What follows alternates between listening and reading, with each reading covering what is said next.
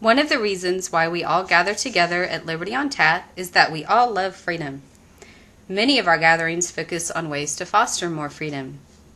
As we are constantly bombarded with liberty usurping actions by the state, it seems more and more challenging to find those little pockets of freedom. Through taxation, regulation, and arbitrary laws, it's almost like we must ask permission to step outside our front doors. As more people become aware of this reality, there are many who claim to have the solution to fixing it.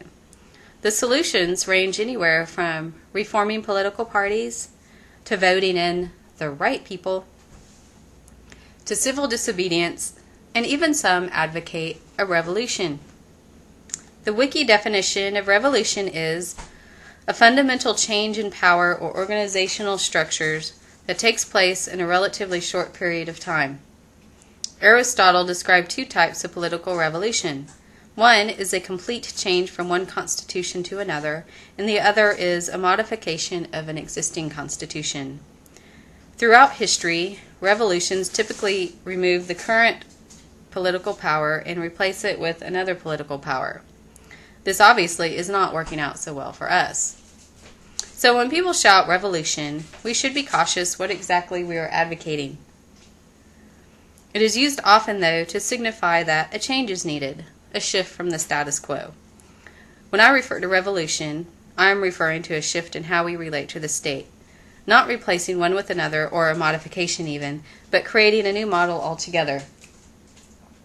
With an ever-encroaching government prying into our personal lives, mandating purchases for products we do not want, regulating and monitoring and controlling nearly every aspect of our day-to-day living, maintaining freedoms seems like a hopeless endeavor.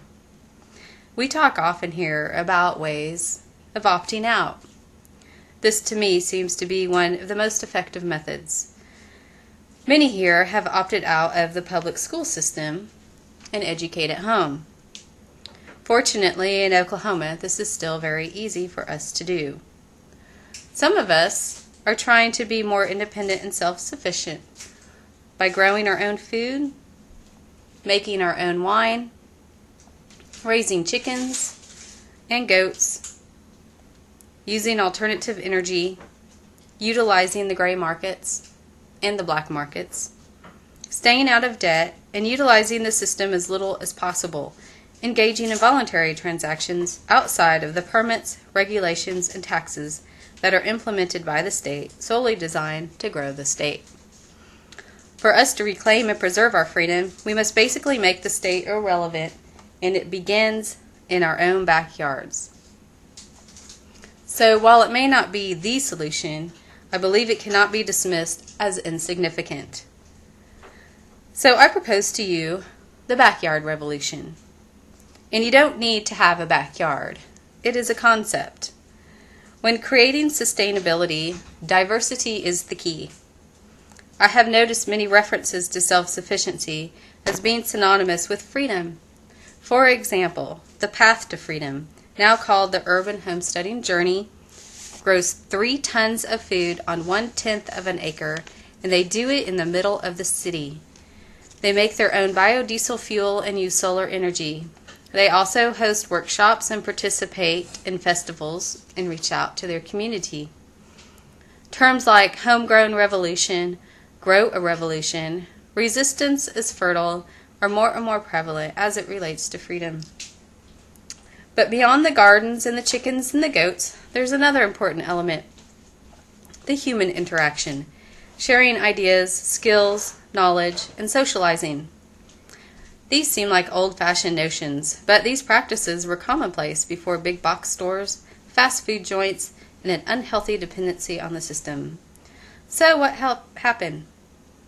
A very dysfunctional, codependent relationship with the state is what happened. Aside from the cronyism, people cry out for protection, entitlements, taxes, regulations, and become more and more dependent on the state. It is like the enabler to the addict, where the people and the state are both the addict and the enabler.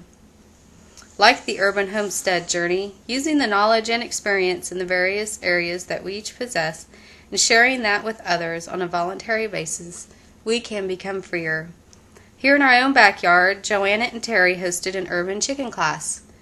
A group of people gathered in Joanna's backyard and learned about raising chickens in the city. Not only was it informative, it was a very enjoyable social event. We sat around the chimenea with chickens roaming about and engaged in very pleasant conversation. Last year, once again in Joanna's backyard, we had a gathering of people who shared things like coffee roasting, vertical gardening techniques, bread making, and we held a plant and seed exchange. The internet is a great place to find information on anything you can possibly imagine, and it is a great way to reach out to others who are not able to meet in person. We should not dismiss, however, the importance of interpersonal interactions, which are also key to decentralizing and marginalizing the state. Many of our attendees have ideas and products that they share, from urban farming, homemade goat cheese, farm fresh eggs, homemade makeup, laundry soap, personal hygiene items, to martial arts, self-defense, and weapons making. Engaging in these activities can be a potential income generator as well. While it is easy for us to get bogged down in our everyday routine, internet surfing, and social media, I believe putting forth a little more effort in the face-to-face interactions where we can get together and host workshops, classes, or just socializing will foster the freedom that we all desire. It's like a freedom seed that needs nurtured. The first steps to freedom begin where we are. A community, in its simplest meaning, is people who share a common identity or goal and the network of associations between them. People are bound together through all the numerous voluntary and familial relationships and associations they share.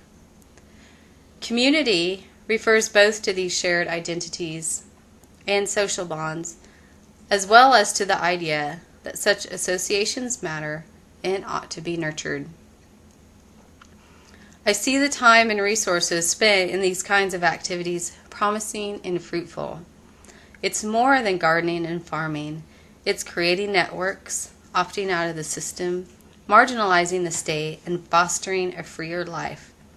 It may seem like tiny steps, but it is the many small concentrated efforts that shake the foundation of the status quo.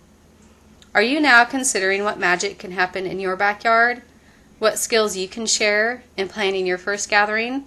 If you're interested in attending workshops, hosting one, or if you need to borrow a backyard, please email us at libertyontapok@gmail.com. You can also find us on Facebook and join us the first Thursday of every month at Hot Buns, 33rd in Peoria, 6 p.m. on the private patio.